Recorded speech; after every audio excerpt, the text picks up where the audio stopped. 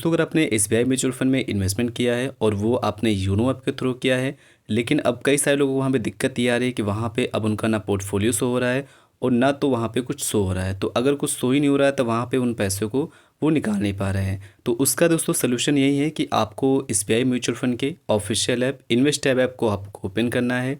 तो अगर दोस्तों आप इसमें फर्स्ट टाइम है तो आपको इसमें सिंपल रजिस्ट्रेशन करना है। रजिस्ट्रेशन का दोस्तों जो प्रोसेस है वो भी मैंने आप सभी को बता रखा है। आप सिंपली इसमें बेसिक जानकारी को डालने के बाद, अपने पैन कार्ड को डालने के बाद, वहाँ पे आपका जो भी इन्वेस्टमेंट होगा वो आपको वहाँ पे शो हो जाएगा। जैसा कि यहाँ पे मेरा अभी मैंने इन्वेस्ट टैब ऐप को ओपन कर रखा है। यहाँ पे जो मेरा इन्वेस्टमेंट अभी शो कर रहा है, ये दोस्तों मैंने जो एसआईपी स्टार्ट की थी वो यूनो ऐप के थ्रू स्टार्ट की थी। तो एसआईपी मैंने वहाँ से स्टार्ट की थी, लेकिन वहाँ पे अब पोर्टफोलियो ही नहीं शो कर रहा है, तो हम उसको विड्रॉल वहाँ पे नहीं कर पा रहे हैं। तो इसलिए आपको इस ऐप को डाउनलोड करना है। अगर रजिस्ट्रेशन नहीं किया है तो रजिस्ट्रेशन कर लेना है। उसके बाद आपका यहाँ पे इस तरह का इंटरफेस आएगा। अब पैसे को दोस्तों पहले क्या था, अगर हम निकालते थे जब हमारा वो योनो ऐप चलता था, तो यहाँ से अगर उस पैसे को निकालते थे तो बोलता था इट्स अनदर सोर्स वगैरह कुछ ऐसे वहाँ पे पॉपअप आता था।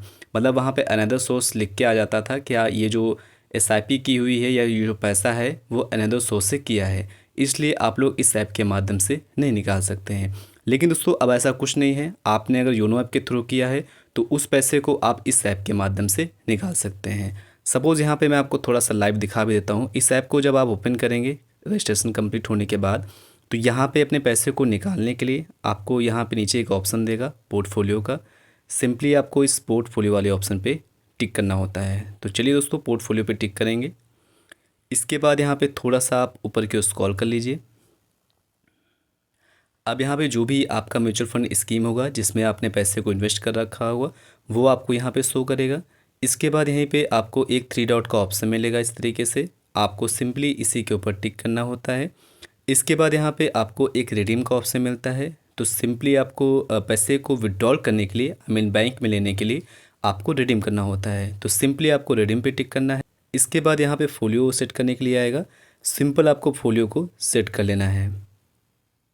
अब इसके बाद यहाँ पे अमाउंट डालने के लिए आएगा कि आप कितना अमाउंट विड्रॉल करना चाहते हैं।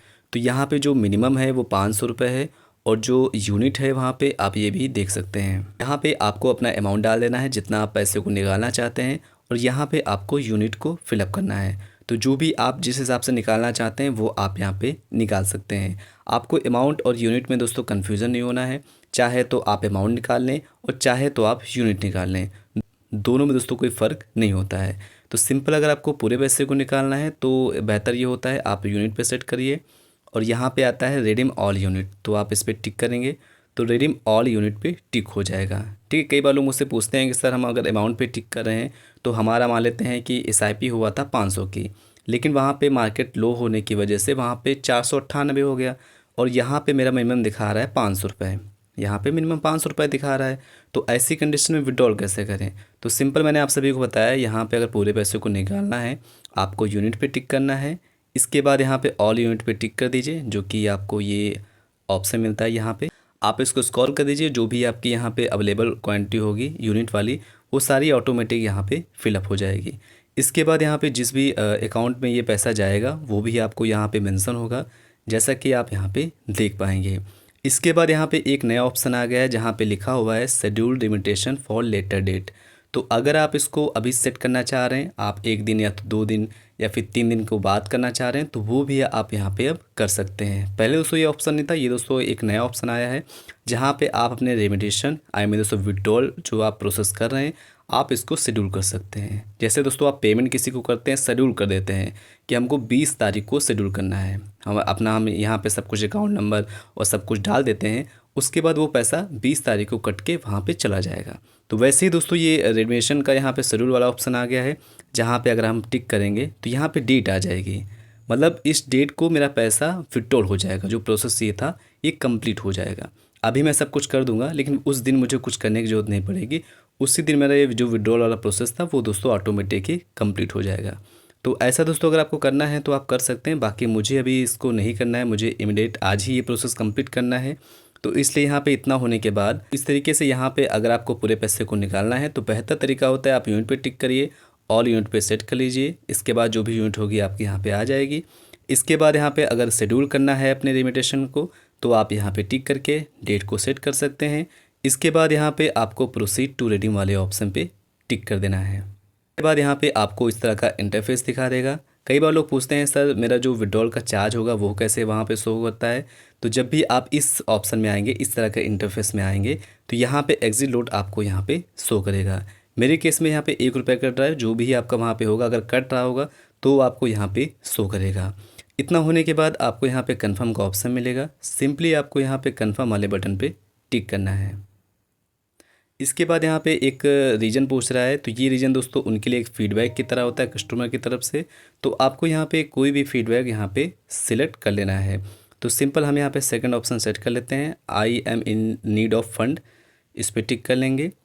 इसके बाद यहाँ पे आपको नीचे एक ऑप्शन मिल रहा होगा रिडीम नाउ का, सिंपली आपको रिडीम नाउ पे टिक कर देना है। अब इसके बाद आपके मोबाइल नंबर या फिर ईमेल आईडी पे ओटीपी जाएगा और उस ओटीपी को आपको यहाँ पे फिलअप कर देना है।